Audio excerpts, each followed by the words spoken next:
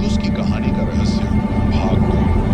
जिस व्यक्ति को देखकर लोग डर के मारे दरवाजे बंद कर लेते थे, आज वही व्यक्ति दरवाजे खटखटा रहा है। जिस नाम से माताएं अपने बच्चों को बुलाती थी, आज वही नाम यीशु का प्रचार कर रहा है। लेकिन सवाल यह है, क्या एक हत्यारे को समाज आसानी से माफ कर देता है? क्या अतीत इतनी जल्दी पीछा छोड़ देता है? दमिश्क के मार्ग पर शाऊल अंधा हुआ था, लेकिन अब जब उसकी आंखें खुली हैं, दुनिया उसके लिए और भी अंधेरी हो गई है। यह भाग है, विश्वास की पहली कीमत, परिवर्तन की पहली परीक्षा और उस रहस्य की जो हर सच्चे बुलाहट के साथ आता है। और वह तुरंत सभा में यीशु का प्रचार करने लगा कि वही परमेश्वर का पुत्र है। कल्पना कीजिए, वही सभागृह, वही शास्त्र, वही लोग, लेकिन शब्द बदल गए थे। अब शाऊल यह नहीं कह रहा था यीशु झूठा है, बल्कि कह रहा था यीशु ही मसीह है। यहीं से संघर्ष शुरू होता है। लोग चकित और भयभीत, दमिश्क में लोग फुसफुसाने लगे, क्या यह वही नहीं जो यरूशलेम में नाच करता था? कुछ प्यारे, कुछ खुश और कुछ भीतर ही भीतर जल रहे थे। क्योंकि जब सत्य सामने आता है तो वह सिर्फ दिल नहीं बदलता, वह दुश्मन भी पैदा करता है। ज्ञान से भरा प्रचार, लेकिन अकेला दिल। बाइबल बताती है शाऊल और भी सामर्थी होता गया। वह शास्त्रों से सिद्ध करता था। भविष्यवाणियां, मूसा की व्यवस्था, नबियों के लेख सब यीशु की ओर इशारा करते थे। लेकिन उसके पास कोई मित्र नहीं था, कोई भरोसेमंद साथी नहीं था।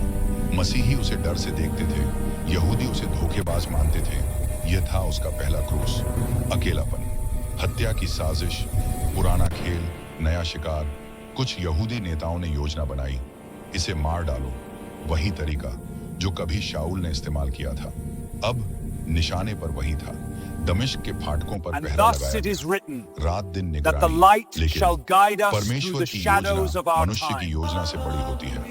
टोकरी में भागना, घमंड से नम्रता तक, रात का समय, शहर की दीवार। शाऊल जो कभी घोड़े पर चढ़ा था, आज टोकरी में उतारा जा रहा था। अंधकार, चुपचाप, रहस्य। परमेश्वर पहले हमें ऊंचा इस्तेमाल करता है, फिर गहराई में नम्र बनाता है। यरूशलेम वापसी, जहां कोई भरोसा नहीं। शाऊल अब यरूशलेम पहुंचा, लेकिन कलीसिया डर गई। ये जाल तो नहीं? कोई उसे अपनाने को तैयार नहीं था। जिसने कभी घर उजाड़े जेल में डाला, उसे कौन गले लगा था? बरनबास, अनुग्रह का चेहरा। यही एक नाम उभरता है, बरनबास। बरनबास ने शाऊल का हाथ पकड़ा, उसे प्रेरितों के पास ले गया। उसने कहा, इसने प्रभु को देखा है, ये बदल चुका है।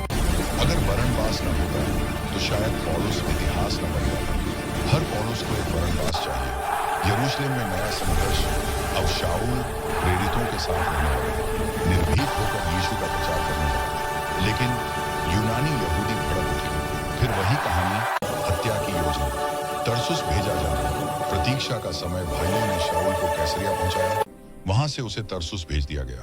यह कोई हार नहीं थी, यह प्रशिक्षण था। बाइबल इन वर्षों पर चुप है, लेकिन यही घमंड टूटा, आत्मा गहरी हुई, पौलुस गढ़ा गया। भाग 2 का रहस्य क्या है? इस भाग का मुख्य रहस्य 1, परिवर्तन के बाद भी संघर्ष आता है। 2, अतीत तुरंत पीछा नहीं छोड़ता। 3, बुलाहट के साथ तिरस्कार जुड़ा है। 4, परमेश्वर समय लेकर सिद्ध करता है। भाग 2 का क्लाइमैक्स। अब सवाल यह है, यह छिपा हुआ पौलुस कब सामने आएगा? क्या वह सिर्फ एक स्थानीय प्रचारक रहेगा?